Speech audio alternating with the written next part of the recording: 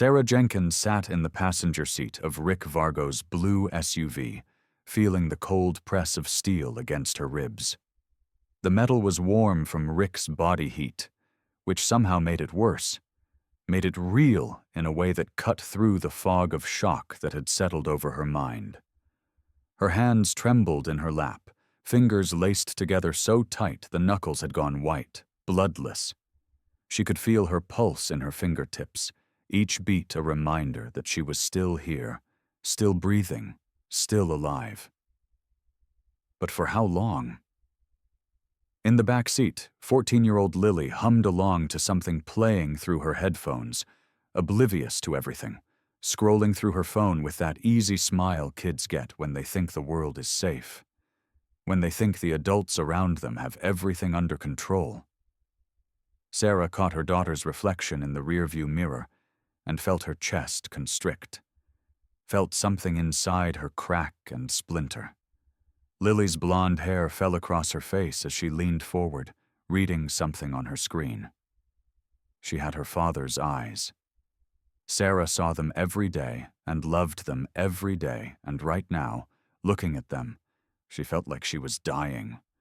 Rick's hand stayed on the gun hidden beneath his jacket, his fingers resting on the grip like it was the most natural thing in the world.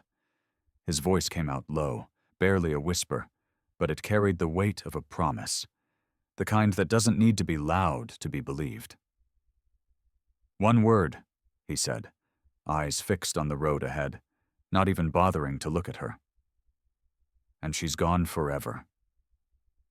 Sarah Jenkins was 34 years old. For the past 3 years, she'd worked as a dental hygienist at a small practice on the outskirts of Barstow, California. It was steady work, the kind that paid the bills but never quite caught you up, never gave you enough breathing room to think about anything beyond next month's rent.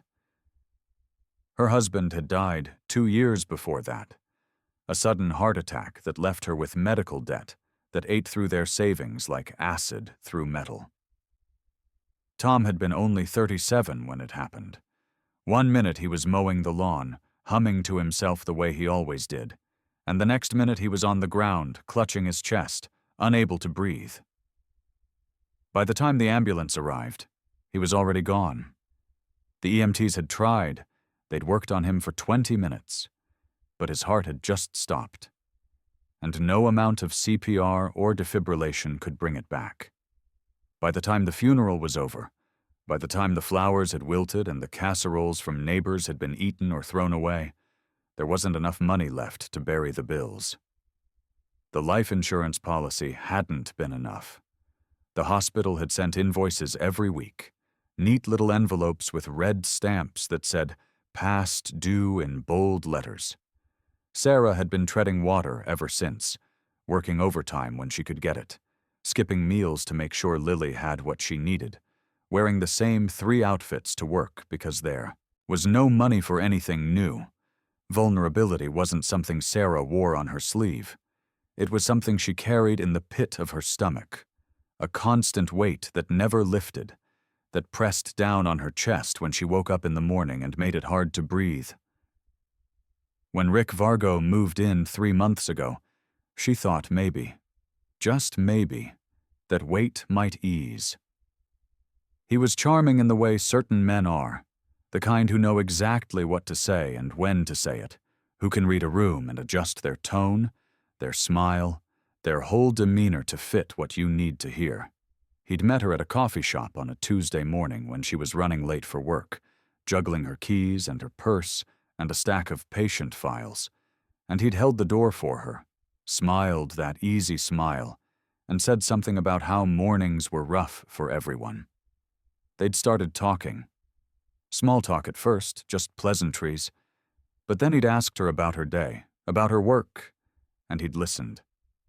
Really listened. Not the way people usually do, with half their attention on their phone, but fully present, eyes on hers, nodding at the right moments, asking follow-up questions. It had felt good. It had felt safe. He'd offered to buy her coffee, and she'd said yes, and that was how it started. Over the next few weeks, they kept running into each other. The same coffee shop, the same time of day. It felt like fate, like the universe was trying to tell her something. Rick would listen when she talked about Lily, about work, about how hard it had been since Tom died. He never pushed. He never rushed. He just waited, slipping into the cracks of her life like water into stone, freezing, expanding, breaking her open from the inside. By the time he suggested moving in, it felt natural. It felt right. He'd said it would help with rent, that he wanted to be there for her and Lily, that they could be a family again. Sarah had said yes because she was tired of being alone, tired of carrying everything by herself, tired of feeling like she was one bad month away from losing everything. That morning, Sarah had woken early. The sun hadn't come up yet, and the house was still dark, filled with that heavy silence that comes just before dawn. Rick was still asleep, or so she thought. She'd slipped out of bed quietly, careful not to wake him, and gone to the kitchen to make coffee. The house was small, a rental on the edge of town with thin walls and creaky floors. But it was theirs, and she'd worked hard to keep it. She filled the coffee pot, set it to brew, and stood there in the dim light waiting for the first cup to drip through. That's when she saw it. Rick's tablet, sitting on the counter, screen still glowing. He always kept it locked, always tucked it away in his bag or in the glove compartment of his car. But this time, in his hurry the night before, he'd left it open. Sarah told herself not to look. She told herself it was none of her business, that everyone deserved privacy, that trust was the foundation of any relationship. But something in her gut twisted, that same instinct that makes you check the locks twice before bed, that makes you turn on the light when you hear a sound in the dark, that tells you something is wrong even when you can't see it. She picked up the tablet.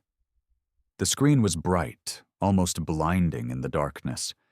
The messages were open. A conversation with someone named Jax. The words swam in front of her eyes at first, refusing to make sense, her brain rejecting them because they were too terrible, too impossible.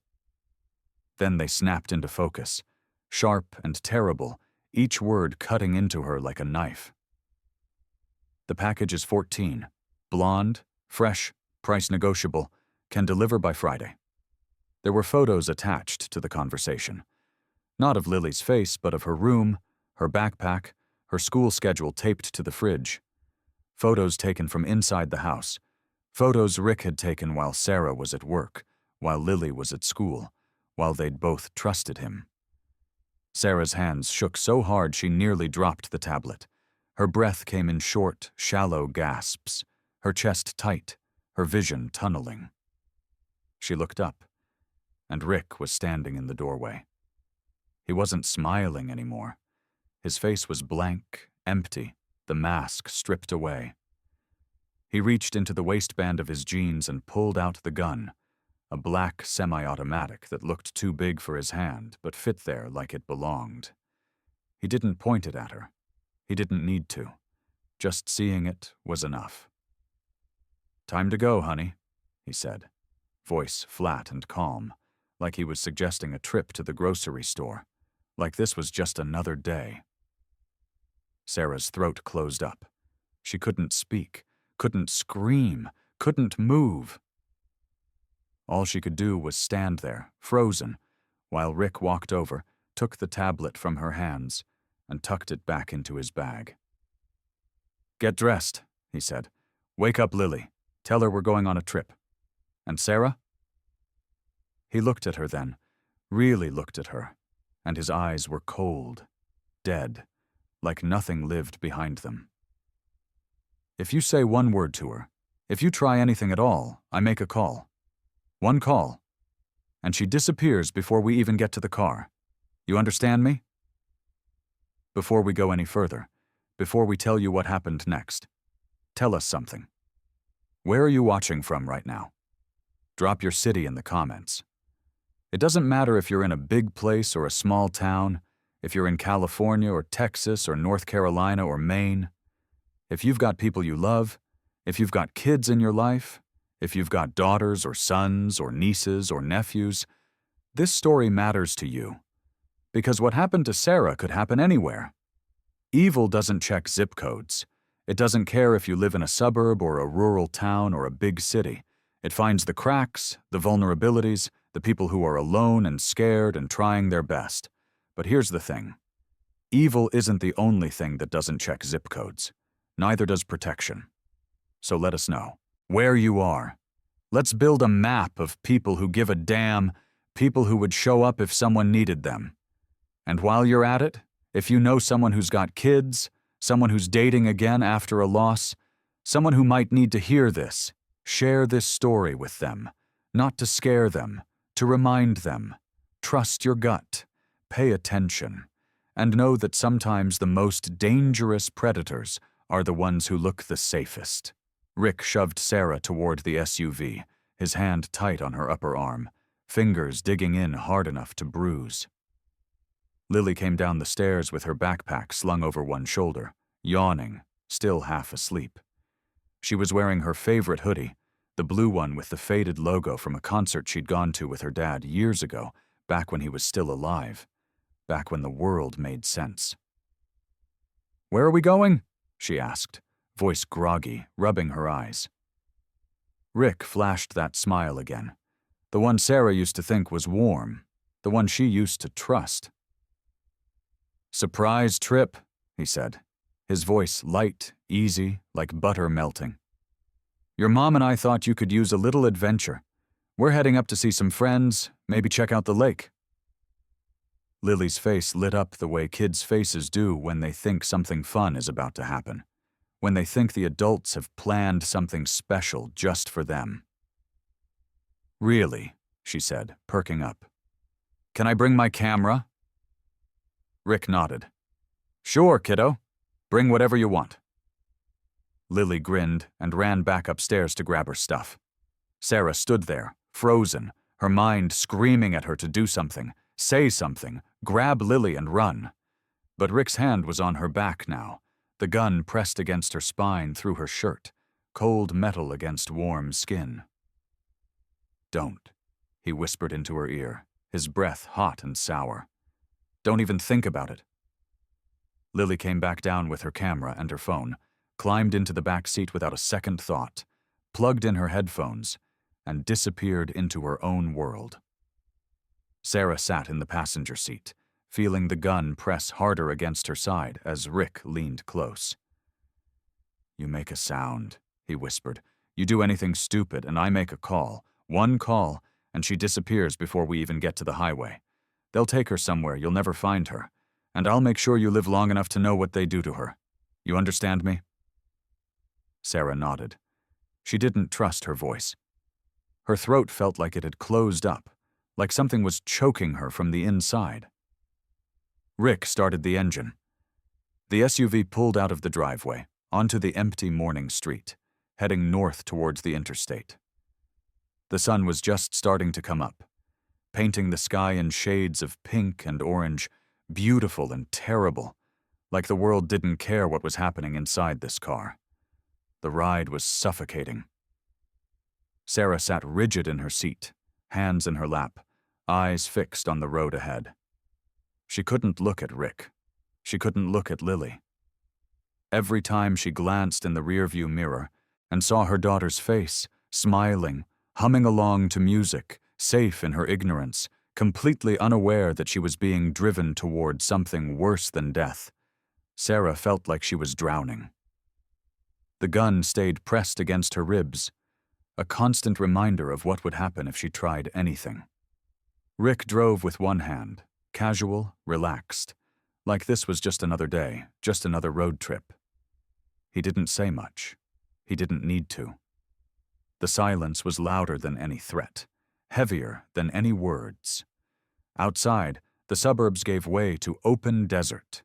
The landscape flattened, stretched out into nothing, endless miles of scrub brush and sun-bleached dirt and empty sky. The kind of place where you could scream and no one would hear. The kind of place where people disappeared and no one ever found them. Sarah's mind raced, spinning through scenarios, searching for an exit, for some way out of this nightmare. She could grab the wheel, force the car off the road. But Lily was in the back seat, unbuckled, and at 70 miles an hour, a crash would kill her. She could try to signal another driver, but the highway was empty, just long stretches of asphalt cutting through the desert like a scar. She could try to run when they stopped for gas, but Rick had already thought of that. He'd taken her phone that morning while she was getting dressed, slipped it into his pocket like it was nothing. She had no way to call for help, no way to warn anyone, no way to reach the police or her family or anyone who might care. She was alone in a car with a man who'd planned to sell her daughter like she was a piece of property, and there wasn't a damn thing she could do about it. The hopelessness was crushing, physical, like a weight on her chest that made it hard to breathe. Except there was one thing. One small, terrible, impossible thing. Because 30 miles outside Barstow, the gas light dinged, a small, bright orange warning on the dashboard. Rick swore under his breath, eyes flicking to the gauge. Unbelievable, he muttered, shaking his head. He hadn't planned on stopping. The schedule was tight, the buyer was waiting, and every minute they spent on the road was another minute something could go wrong. But the tank was nearly empty, and there was no way they'd make it to the county line on fumes. Sarah felt her heart hammer in her chest, felt adrenaline flood her system, felt every nerve in her body snap awake. This was it. This was the only chance she was going to get. Rick took the next exit, pulling into a desolate gas station on the edge of the Mojave Desert. The place looked like it had been forgotten by time, left behind and slowly crumbling under the relentless sun. A cluster of old pumps with faded logos, a sun-bleached convenience store with bars on the windows, a parking lot full of cracks and weeds pushing up through the asphalt. There were maybe 3 other vehicles in the lot. A rusted pickup truck with a dented bumper and a broken taillight. A family. Minivan with out-of-state plates, Tennessee or Alabama, somewhere far away. And a Harley-Davidson, black and chrome, parked near the far pump. The man standing next to it was older, late 50s maybe, with a gray buzz cut and a face that looked like it had been carved from stone. He was built like he'd spent a lifetime carrying weight, shoulders broad, arms thick with muscle and old scars that ran up his forearms like lines on a map. He wore a leather vest covered in patches, the kind bikers wear, each one telling a story Sarah didn't know how to read. But she saw the words stitched across the back in bold letters. Iron Sentinels MC. She didn't know what that meant. She didn't know if it was a club or a gang or just a group of guys who liked to ride.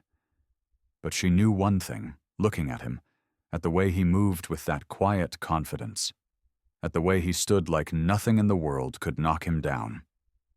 Men like that didn't scare easy. Men like that didn't look away when something was wrong. Rick pulled up to a pump and shut off the engine. The sudden silence was deafening. Sarah could hear Lily humming in the back seat, could hear the tick-tick-tick of the cooling engine, could hear her own heartbeat pounding in her ears like a drum. Rick turned to Sarah, his eyes hard, his jaw tight. "You're going to sit here," he said, voice low and controlled. "You're going to smile if anyone looks at you. You're going to act like everything is fine, like we're just a normal family on a normal trip. And if you even think about trying something, if you even look at someone the wrong way, I'll know. And Lily's gone. One call and she's gone. You got that?" Sarah nodded. She didn't trust herself to speak. Rick got out, slamming the door hard enough to make the whole car shake. Sarah watched him through the windshield as he started fueling the SUV, his back to her, his shoulders tense. Her eyes darted to the biker. He was cleaning his windshield now, methodical, focused, running a squeegee over the glass in long, even strokes. She had maybe 30 seconds. Maybe less. Rick glanced back at her through the windshield, and she forced a smile, nodded like everything was okay. He turned back to the pump. Sarah's hand moved to the door handle. She couldn't run. She couldn't scream. If she did either of those things, Rick would kill Lily. He'd made that clear. But she could do something. She had to do something. Her eyes dropped to the floor, to the crumpled trash Rick had left there. Fast food wrappers, empty soda bottles, receipts from gas stations they'd passed on other trips. She picked up one of the receipts, smoothed it out against her thigh. Her purse was at her feet, the small black bag she carried everywhere. Rick hadn't taken everything. He'd taken her phone, her keys, but he'd missed her makeup bag. It was still there, tucked in the side pocket. She unzipped it, fingers shaking so bad she could barely control them, and pulled out an eyeliner pencil. The pencil felt too light in her hand, too fragile, like it might snap if she pressed too hard. But it was all she had. She flipped the receipt over and started writing, pressing hard, letters jagged and desperate, each word a prayer. He has a gun, selling my daughter. I-15 North, blue SUV. She folded it tight, gripping it in her fist so hard her nails dug into her palm. Rick finished pumping. She heard the click of the nozzle being replaced, heard his footsteps on the asphalt. He opened the driver's door, leaned in. "I'm going to pay inside," he said. "You stay put. Don't move. Don't talk to anyone. I'll be watching." He walked toward the convenience store, his eyes on her the whole way, never turning away, never blinking. Sarah waited until he was through the door, until she saw him at the counter pulling out his wallet. Then she opened her door. Her legs felt weak, like they might give out at any second, like her knees were made of water. She stepped out into the brutal desert heat, the sun hitting her like a physical force, making her squint. She took a breath, tasted dust and gasoline and fear. She started walking, not toward the store, toward the biker. He was capping his gas tank now, pulling his gloves on, getting ready to leave. She had seconds. Maybe 10, maybe less. Her heart was pounding so hard she could hear it in her ears, a dull, relentless thud that drowned out everything else. She walked past him, stumbled, let her foot catch on nothing, and fell forward. He caught her by the arm, his grip firm, steady, strong. "You all right, ma'am?" His voice was deep, rough around the edges, but not unkind. There was something solid about it, something that made her want to collapse into it, to tell him everything, to beg for help. Sarah looked up at him, and for just a second, their eyes met. She saw the scars on his forearms, the lines around his eyes, the weight of a life lived hard and survived. She pressed the receipt into his vest pocket, fingers quick, clumsy, shaking. "Sorry," she gasped, pulling away, voice barely a whisper. "I'm so sorry." He frowned, hand moving to the pocket, feeling the paper there, feeling something wrong. But Sarah was already walking back to the SUV, legs trembling, vision blurring with tears she couldn't afford to shed. Rick came out of the store, eyes locked on her like a predator tracking prey. "What did you say to him?" he demanded, voice low and dangerous, barely controlled rage simmering just beneath the surface. "Nothing," Sarah whispered, climbing back into the car, hands shaking so bad she could barely buckle her seatbelt. "I tripped. I said sorry, that's all." Rick stared at her, jaw tight, eyes searching her face for any sign of deception. Then he shoved her shoulder hard, slammed the door, and got behind the wheel. The engine roared to life. They pulled back onto the highway, heading north toward the county line, toward whatever hell was waiting for them there. Sarah sat frozen, hands in her lap, staring straight ahead. Behind them, the biker stood by his Harley, holding a crumpled receipt in his hand, reading words that would change everything. Commander Frank Russo stood by his bike, watching the blue SUV disappear onto the interstate, the heat waves making it shimmer and warp until it was just a blur on the horizon. His hand went to his vest pocket, pulled out the folded receipt. He unfolded it slowly, carefully, like it might disintegrate if he moved too fast. His eyes scanned the jagged scrawl, the desperate handwriting of someone who'd run out of options. He has a gun. Selling my daughter. I-15 North. Blue SUV. Commander's blood went cold. He'd been riding for 30 years. He'd seen a lot of things. He'd pulled bodies out of wrecks, held hands of dying men, stood at funerals for brothers who'd ridden their last mile. But this was different. This was evil, plain and simple, and it was happening right now, on this highway, in that car. He looked up, but the SUV was already gone, swallowed by distance and heat and the vast emptiness of the desert. Commander didn't move for a long moment. He just stood there, holding the receipt, feeling the weight of what it meant. Then he pulled out his phone. He didn't call the police. The police had procedures, paperwork, jurisdictions. They'd need to verify the claim, get a warrant, figure out who had authority where. By the time they sorted out who was in charge and where the SUV was headed, that little girl would be gone, handed off to whoever was waiting at the county line, disappeared into a network that would make sure she never came home. No. This needed a different kind of response. This needed speed, precision, and a kind of justice the system couldn't provide. He scrolled through his contacts, found the name he was looking for. Breaker. The phone rang once, twice. Then a voice came through, rough and immediate. Yeah? We got a situation, Commander said, his voice steady, controlled, every word deliberate. Gas station off I-15. Woman just slipped me a note. Says her boyfriend's got a gun. Says he's selling her daughter. There was silence on the other end. Not the empty kind, but the heavy kind. The kind that means someone's processing, thinking, calculating. Then Breaker spoke, and his voice had changed. It was colder now, sharper, focused like a blade. What do you need? Shut down the canyon pass, Commander said. North of Barstow. I want every patch we got, every single rider within 100 miles. I want it done quiet, and I want it done fast. We got maybe 40 minutes before that car gets there. How many we talking? Breaker asked. Every single one, Commander repeated. I don't care if they're at work. I don't care if they're home with their families. I don't care if they're sleeping. A child's being sold and we're the only ones who can stop it. So get them on the road, now.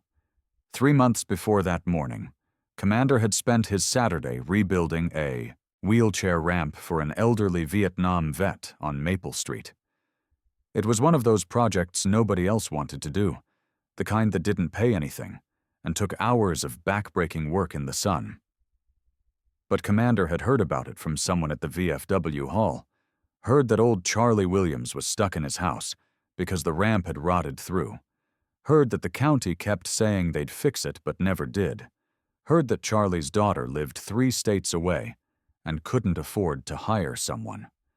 So Commander had gone. He'd shown up at 7 in the morning with his truck full of lumber and his toolbox and a thermos of coffee, and he'd spent the next 8 hours tearing out the old ramp and building a new one. His hands were covered in sawdust by the end of it. His back ached. His knees screamed every time he bent down, but he wouldn't leave until every nail was flush, every board level, every measurement perfect. Charlie had sat in his old lawn chair watching the whole time, sipping iced tea, telling stories about Khe Sanh and Hue City and the brothers he'd lost over there. Commander didn't talk much while he worked. He just listened. He listened to the stories, to the pain in Charlie's voice when he talked about the guys who didn't come home, to the pride when he talked about the ones who did. When the ramp was finished, when Commander had tested it 3 times to make sure it would hold, Charlie had wheeled himself up it slowly, hands gripping the rails, testing the angle, the surface, the stability. At the top, he'd stopped, turned around, and looked at Commander with eyes that had seen too much, but somehow still believed in something. "Why'd you do this?" Charlie had asked. "You don't even know me." Commander had looked at him, at the faded Marine Corps tattoo on his forearm, at the Purple Heart sticker in the window of his house, at the American flag hanging from the porch that was old and weathered but still flying. "Brotherhood isn't just about patches and bikes," Commander had said. "It's about showing up when someone needs you. You served your country. You earned more than a broken ramp and empty promises. So I fixed it." That was the code. It always had been.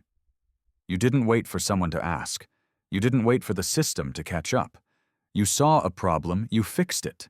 You saw someone in danger, you protected them. You saw evil, you stopped it. That's what the Iron Sentinels were. Not outlaws, not vigilantes. Just men who'd seen enough of the world to know that sometimes the only thing standing between the innocent and the predator was someone willing to step up and say no more. Commander got on his bike, kicked it to life, felt the engine rumble beneath him like a living thing. He pulled out his phone one more time, sent a text to the group chat. "Code red, child trafficking, I-15 north, blue SUV, Canyon Pass, everyone rides, no exceptions." He put the phone away and rode north, following the same highway the SUV had taken, keeping his speed steady, his mind clear. He wasn't trying to catch the SUV, not yet. He was making sure it had nowhere to go. His phone buzzed in his pocket. He pulled over at the next rest stop, checked it. A text from Breaker. "Mobilizing now, 50 riders confirmed. ETA Canyon Pass 35 minutes, coordinating with Sheriff Davis. We got this." Commander looked at the screen, at the number. 50 riders. 50 men dropping everything, leaving work, leaving home, getting on their bikes and riding toward a place where a child needed them. That was brotherhood. That was what it meant to wear the patch. He put the phone away, got back on his bike, and kept riding. Inside the blue SUV, Sarah sat frozen in her seat. The adrenaline that had kept her moving at the gas station was starting to fade, leaving behind a crushing exhaustion that made it hard to think, hard to breathe, hard to do anything except sit there and pray that the biker had read her note, that he'd understood, that he'd do something. Lily was still in the back seat, headphones on, lost in her own world, humming along to something Sarah couldn't hear. She looked so young sitting there, so innocent, with her blonde hair pulled back in a ponytail and her phone in her hands, and that easy smile on her face. Sarah wanted to reach back, to touch her, to hold her, to tell her everything was going to be okay. But she couldn't. She couldn't move. She couldn't speak. All she could do was sit there with Rick's gun pressed against her side and hope that someone, somewhere, was coming to help. Rick's jaw was tight, hands gripping the wheel so hard his knuckles had gone white. "What did you tell him?" he asked again, his voice low and dangerous, simmering with barely controlled rage. "Nothing," Sarah said, and her voice sounded hollow, distant, like it was coming from someone else. "I swear, I just tripped. I said sorry." Rick didn't believe her. She could see it in his eyes, in the way he kept glancing at her, in the tension in his shoulders. But he kept driving, because what else was he going to do? Turn around? Go back to the gas station and confront some old biker? No. He had a schedule. He had a buyer waiting at the county line, someone who'd paid good money for a fresh package, someone who'd be very unhappy if the delivery was late. He just had to get there, just had to cross that line, make the handoff, and this would all be over. He'd be $10,000 richer, and Sarah and her pathetic life would be someone else's problem. He glanced at Sarah again, and his lip curled. You think anyone's going to help you? He said, his voice dripping with contempt. You think some old biker in a leather vest cares what happens to you and your kid? He probably didn't even read your little note, probably threw it away without thinking twice. Bikers don't care about people like you. They care about themselves, their clubs, their bikes, that's it. Sarah didn't answer. She didn't have the energy to argue, didn't have the words to fight back. She just stared out the window at the desert rushing past, at the empty highway stretching out ahead like a ribbon of black asphalt, cutting through nothing. Please, she thought, the word repeating in her mind like a prayer. Please, God, let him have read it. Let him care. Let someone care. The canyon pass came into view maybe 20 miles later. A narrow stretch of road carved through red rock cliffs, winding north toward the county line like a serpent through stone. The walls rose up on either side, tall and jagged, casting long shadows across the highway. Rick checked his mirrors. Empty road behind them. Empty road ahead. No cops, no roadblocks, no problems. He allowed himself a small smile, the first genuine one he'd felt all day. Almost there. Just a few more miles. And this would all be over. Then the traffic slowed. Rick frowned, leaning forward in his seat, trying to see. What the hell? He tapped the brakes. The SUV slowed to a crawl. Up ahead, cars were stopped, brake lights glowing red in the afternoon heat. Not construction. There were no orange cones, no workers in hard hats, no signs warning of delays. Not an accident either. No twisted metal, no shattered glass, no ambulances. Something else. Rick honked the horn, long and loud. Move it, he shouted, like the drivers ahead could hear him, like they cared. But the cars didn't move. They just sat there, engines idling, waiting. Sarah's heart was pounding so hard she thought it might burst out of her chest. She leaned forward, trying to see past the cars ahead, trying to understand what was happening. And then she saw them. Motorcycles. Dozens of them. 50, maybe more. They were lined up across the width of the highway, blocking it completely, spanning from shoulder to shoulder like a wall. Men in leather vests stood beside their bikes, arms crossed, faces hard, standing in formation like soldiers waiting for orders. The Iron Sentinels MC, every single one of them. Sarah's breath caught in her throat. Rick's face went white, all the color draining out of it like someone had pulled a plug. No, he whispered, his voice barely audible over the hum of the engine. No, no, no. He slammed the SUV into reverse, but before he could move, before he could even get his foot on the gas, he heard it. The deep, rumbling growl of an engine behind him, loud and close, cutting through the silence like thunder. He looked in the rearview mirror. Commander was there, sitting on his Harley, blocking the retreat, his bike idling in the middle of the road. Rick was boxed in. Trapped. Nowhere to go. Nowhere to run. Subscribe if you believe a mother's desperation can move mountains. If you think sometimes the people who look the most dangerous are the ones who show up when the world turns its back. If you believe that justice doesn't always come from a courtroom, that sometimes it comes from 50 men on motorcycles who refuse to let evil win. Hit that button, because this story isn't over yet. And you're going to want to see how it ends. You're going to want to see what happens when a predator realizes he's the one being hunted. Rick's hands were shaking now, trembling so bad he could barely hold the steering wheel. He reached for the gun, pulled it out from under his jacket, held it low where Sarah could see it. Don't move, he hissed at her, his voice cracking with panic. Don't you dare move! Lily finally pulled off her headphones, confused by the sudden tension in the car, by the fear in her mother's eyes, by the way Rick was gripping the gun. Mom, she said, her voice small and uncertain. Why are we stopped? What's happening? Sarah's voice broke. She tried to hold it together, tried to stay calm, but she couldn't do it anymore. The fear, the exhaustion, the terror of the past few hours crashed over her like a wave, and she felt herself fracturing. "It's okay, baby," she said, tears streaming down her face. "It's going to be okay, I promise. It's going to be okay." Rick laughed, a sharp, bitter sound that had no humor in it, just raw panic and desperation. "You stupid bitch," he said, his voice shaking. "You think this changes anything? I've got a gun. I've got your daughter. They make a move. She's dead. You hear me? One move, and I put a bullet in her head." But outside, the iron sentinels weren't moving.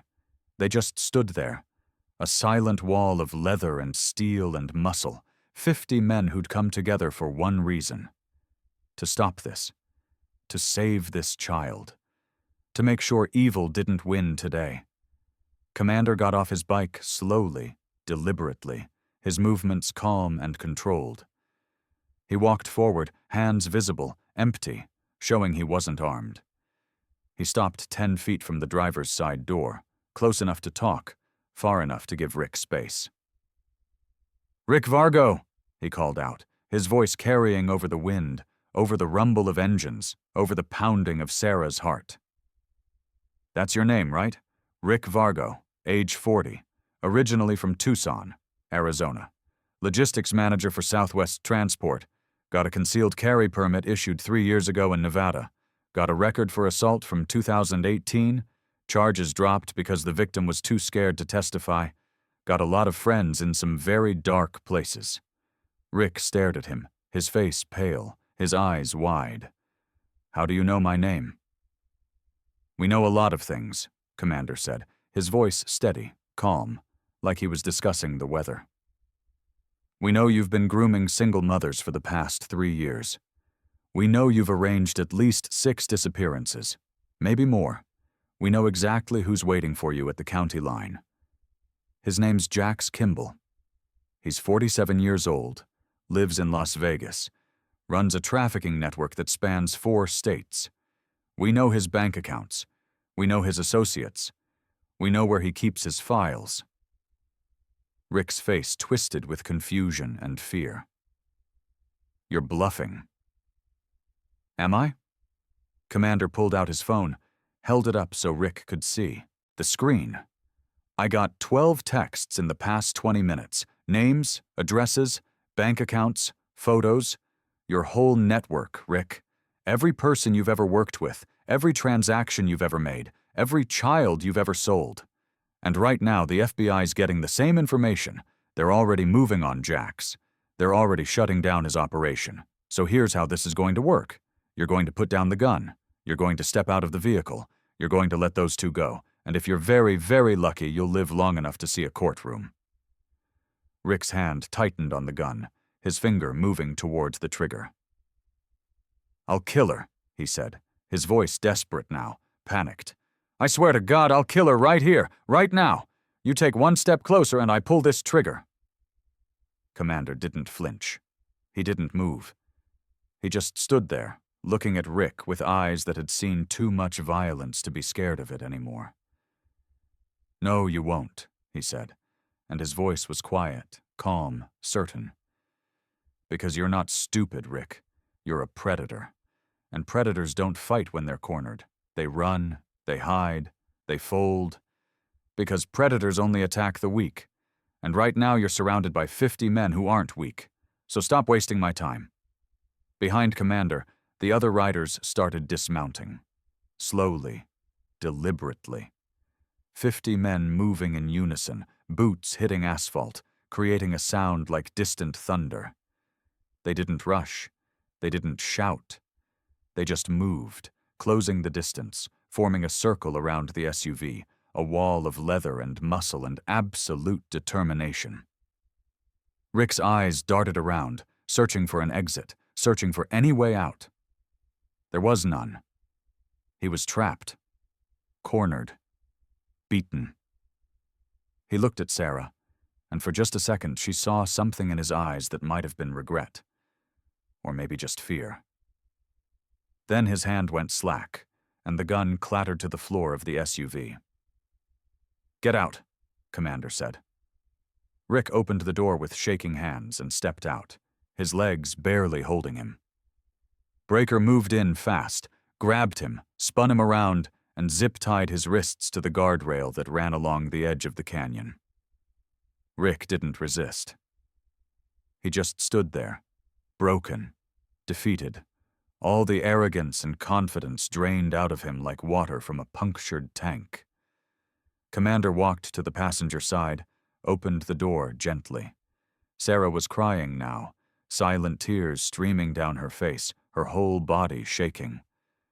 "It's over," he said, his voice soft, gentle, the kind of voice you use with someone who's been through hell.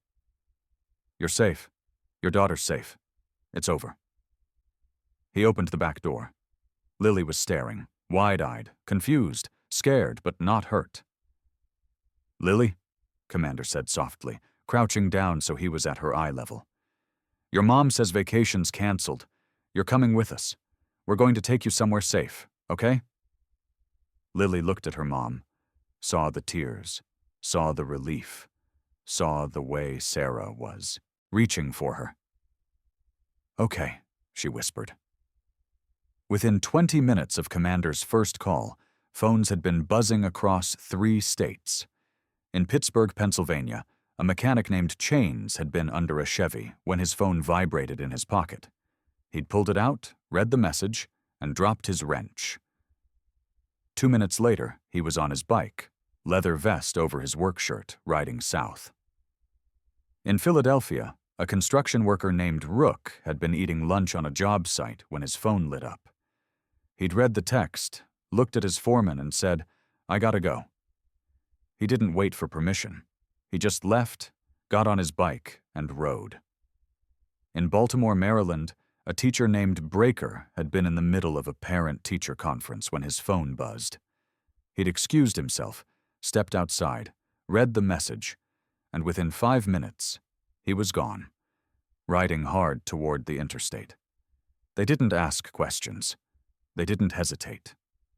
The call had gone out, and brothers answered. Some were in their garages, working on their bikes, hands covered in grease. Some were at work, clocking out early, making excuses, not caring about the consequences. Some were having dinner with their families, kissing their wives goodbye, promising they'd be back soon. It didn't matter where they were or what they were doing. When a child was in danger, everything else stopped. They mounted their bikes, checked their fuel, tightened their gloves, and rode. The sound was like thunder rolling across state lines, growing louder with every mile.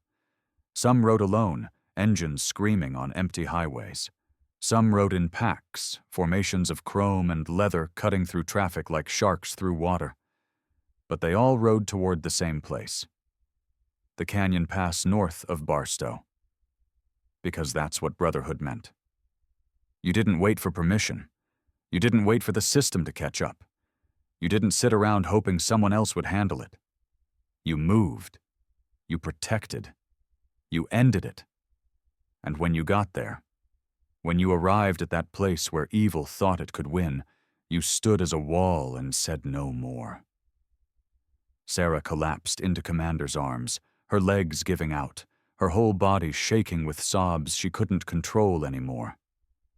The adrenaline, the terror, the weight of the past few hours crashed down on her all at once, and she couldn't hold it together.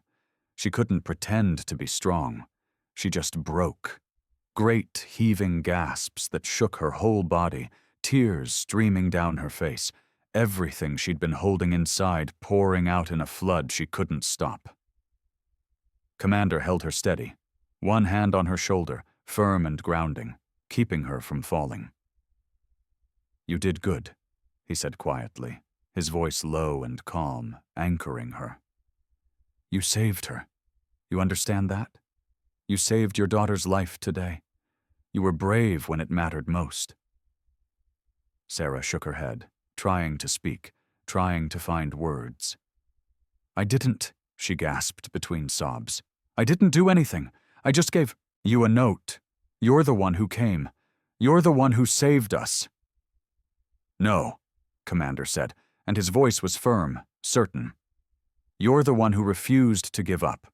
You're the one who found a way to fight back even when you had a gun pressed to your ribs. I just showed up. That's all any of us did. We showed up because you asked for help. But you're the one who saved her." Lily climbed out of the SUV, looking around at the wall of bikers, at her mother crying, at Rick zip-tied to the guardrail. She walked over slowly, unsure, scared. "Mom?" she said, her voice small. "What's happening? Who is that man? Why was he acting like that?" Sarah pulled away from Commander, wiped her eyes with the back of her hand, and went to her daughter. She pulled Lily into a tight hug, holding her like she might disappear if she let go, holding her like she was the most precious thing in the world. "I'm so sorry, baby," she whispered into Lily's hair. "I'm so sorry. He wasn't who I thought he was. He was bad, really bad, but it's over now. You're safe, I promise. You're safe." Behind them, sirens wailed in the distance, growing louder, coming closer. The FBI was coming. The local sheriff was coming. But it didn't matter. By the time they arrived, the situation was already resolved. Rick Vargo was secured, zip-tied to the guardrail, going nowhere. Sarah and Lily were safe, standing among 50 men who'd made sure of it, and the iron Sentinels stood watch, a silent wall of protection, making sure no one touched that little girl again. Commander walked over to Rick, who was still zip-tied to the guardrail, slumped against the metal, looking broken and small. Commander crouched down beside him, met his eyes. "You know what the difference is between you and me?" Commander said, his voice quiet, conversational. Rick didn't answer. He just stared at the ground, shoulders hunched, defeated. "I spent 20 years as military police," Commander continued. "Served 2 tours in Iraq, 1 in Afghanistan. I've seen every kind of predator there is. The ones who use violence, the ones who use manipulation, the ones who smile and lie and pretend to be something they're not. And you know what they all have in common?" He leaned closer, making sure Rick could hear every word. "They think they're invisible. They think no one's watching. They think they can do whatever they want, hurt whoever they want, and the world will just look the other way. But we're always watching, Rick. Men like me. Men like the 50 guys standing behind me. We're always watching. And when you come for the innocent, when you come for children, we come for you. Not with badges, not with courtrooms, with something simpler. We just show up, and we don't leave until it's done." Commander stood up, walked back to his bike. He pulled out his phone, made a call. "Yeah, it's me," he said. "We got him. Send the feds to mile marker 47 on the Canyon Pass, I-15 North, and tell them to bring a warrant for his phone and his laptop. They're going to want to see what's on them. Trust me." She'd heard them first, Sarah realized later, lying in bed in the safe house, unable to sleep, replaying everything in her mind. She'd heard the rumble of engines growing louder, cutting through the terror and the silence and the helplessness that had been crushing her for hours. That distant sound, like thunder rolling across the desert, had been the first moment of hope she'd felt since finding those messages on Rick's tablet. It had cut through everything, through the fear, through the gun pressed against her ribs, through the certainty that this was how it ended, that she'd failed her daughter, that evil was going to win. And then she'd lifted her head and looked through the windshield and seen them coming.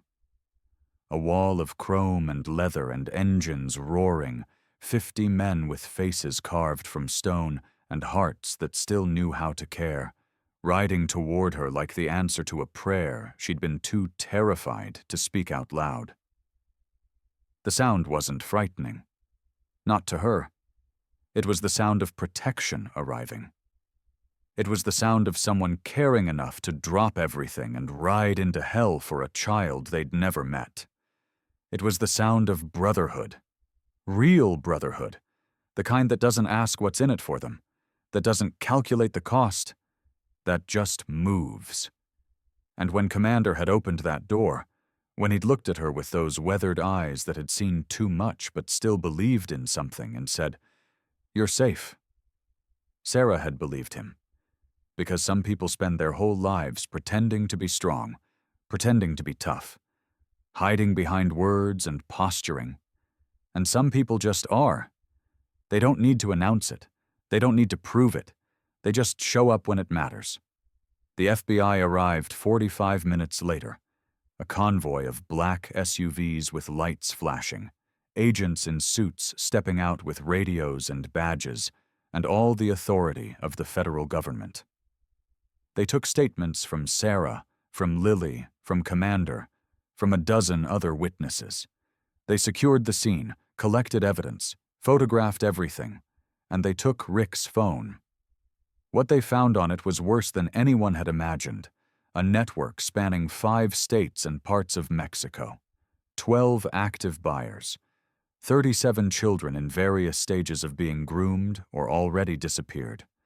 Names, photos, school schedules, addresses.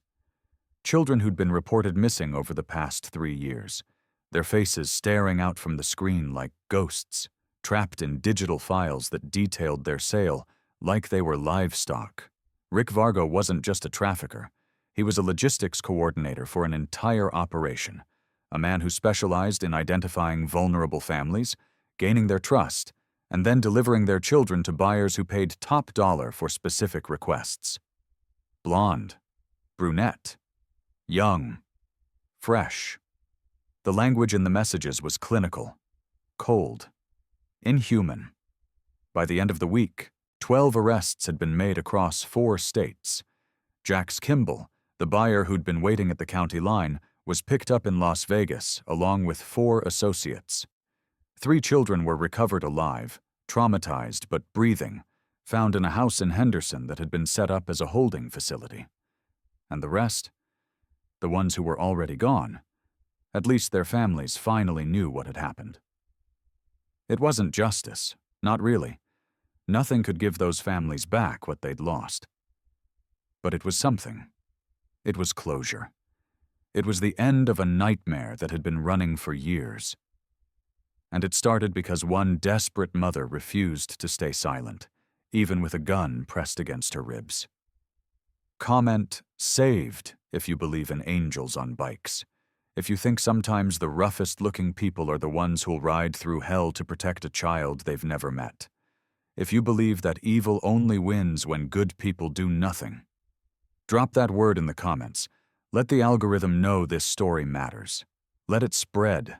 Let other mothers know they're not alone. And if you've got a mom in your life, someone who's maybe going through something, someone who's dating again after a loss, someone who could use a reminder that there are still good people out there, share this video with them. Because the world needs to know. Evil is real. But so is protection. And sometimes protection looks like 50 men on motorcycles who refuse to let a child disappear without a fight. Sarah and Lily moved into a safe house the following week, a small apartment in a quiet neighborhood 2 hours away from Barstow. The Iron Sentinels arranged everything. They'd pooled together funds from the club, money from poker nights and fundraisers, and members just reaching into their pockets and giving what they could. Rent covered for 6 months. A new phone with an unlisted number. A used car, old but reliable, with clean title and full tank of gas. Security system installed. Restraining orders filed against anyone connected to Rick's network. A lawyer who specialized in victims' rights, working pro bono because Commander had asked. Sarah tried to thank him, tried to find the words to express what it meant, what they'd done, how they'd saved not just Lily's life, but hers too. But the words kept catching in her throat, kept refusing to come out right. "You don't need to thank me," Commander had said when she tried. "You saved her. All I did was show up." But that wasn't true, and Sarah knew it. Showing up was everything. It was the difference between a child disappearing forever and a child sleeping safe in her own bed. It was the difference between a mother drowning in silence and a mother finding her voice again. It was the difference between evil winning and evil being stopped cold. Showing up mattered. It was maybe the only thing that did. 6 months later, on a cold morning in December, Sarah stood in the clubhouse of the Iron Sentinels MC. The place was warm, despite the temperature outside, smelling of coffee and leather and motor oil, walls covered with photos and patches, and the kind of history that can't be bought or faked. On the wall behind the bar, framed in simple wood, was the gas receipt. Her jagged, desperate scrawl preserved under glass like a museum piece. He has a gun. Selling my daughter. I-15 North. Blue SUV. The paper was wrinkled, stained with sweat and fear and the ink from an eyeliner pencil that had never been meant for this. But it had become something more. A symbol. A reminder. Commander saw her looking at it, walked over with a cup of coffee in his hand. "We keep it there," he said, nodding towards the frame. As a reminder. That sometimes the smallest act of courage changes everything. That sometimes all it takes is one person refusing to give up, and the whole world shifts. Sarah nodded. Eyes stinging with tears, she tried to blink away. Outside, through the window, she could see Lily in the yard with some of the other kids, children of club members laughing and running around in the cold morning air. Lily was different now, still shy, still quiet in some ways, but there was something stronger in her, something that hadn't been there before, a kind of resilience, a kind of understanding. She'd started speaking at her school about grooming, about warning signs, about how predators don't look like monsters. They look normal. They look safe.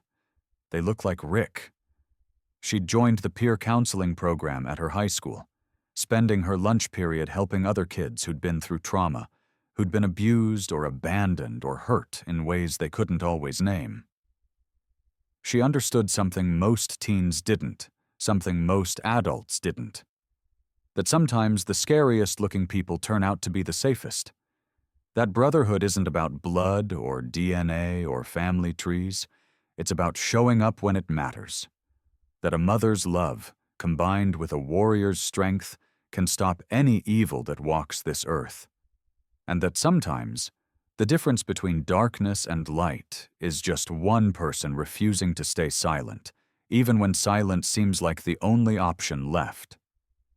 Before you go, we want to say something. Thank you. Thank you for watching this. Thank you for caring. Thank you for being the kind of person who gives a damn when a child's in danger, when a mother's desperate, when evil thinks it's going to win. Because that's what this is really about, isn't it? Not the bikers, not the dramatic rescue, not the confrontation on the highway. It's about the fact that we live in a world where children are targeted, trafficked, sold like commodities by people who look normal, who blend in, who smile and charm and manipulate their way into families. And the only thing standing between those children and that fate is us. People like Sarah who refuse to stay silent even when there's a gun pressed to their ribs. People like Commander who drop everything when the call comes, who ride into situations most people would run from.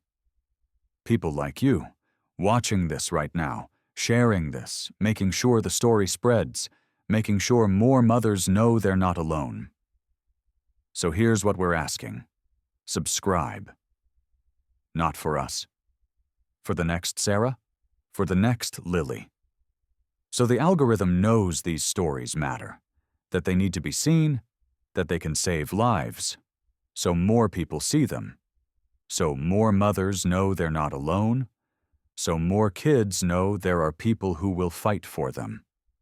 And if you know someone who's dating again after a loss, someone who's bringing a new person into their life, someone who has kids and might be vulnerable, share this with them. Not to scare them, not to make them paranoid, but to remind them. Trust your gut.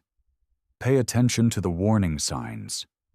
Watch how this person treats others when they think no one's looking.